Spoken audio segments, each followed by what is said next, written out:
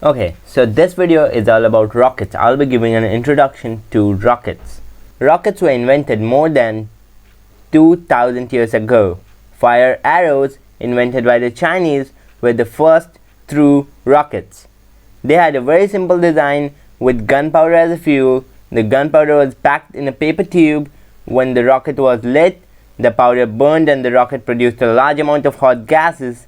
The gases pushed against the inside of the rocket and shot out of the bottom end, sending the rocket upwards in the opposite direction. Rockets have come a long way since then. Fire arrows were not very reliable. Many exploded when launched. Others were erratic and landed in wrong places. Being a rocketeer in those days of fire arrows was exciting, no doubt, but rather dangerous. Today's rockets are much bigger and far more reliable. They fly on precise courses and travel fast enough to defy Earth's gravity.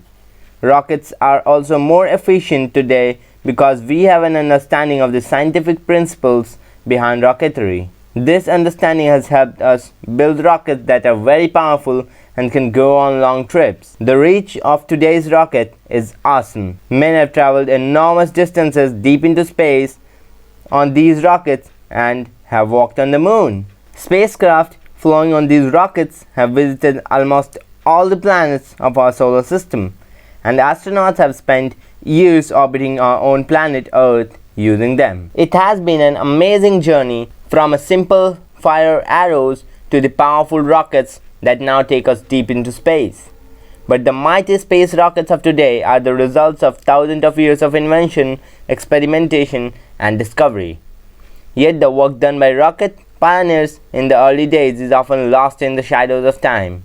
This is why we need to realize that today's rockets are a collection of human ingenuity that have their roots in the science and technology in the past. In the fantastic story that began more than 2000 years ago, rockets have evolved from simple fireworks to complex machines capable of mind-blowing flights. Rockets are still the only means of traveling through the space. Soon we will travel to the moon to establish a colony there and later extend our journey to Mars and beyond. Still further in the future, we would be traveling through the universe. As the Star Trek television series said in its opening theme, this will be to seek out new life, new civilizations, to boldly go where no man has gone before. Where we go and how we will go there will depend on the rocket scientists of tomorrow.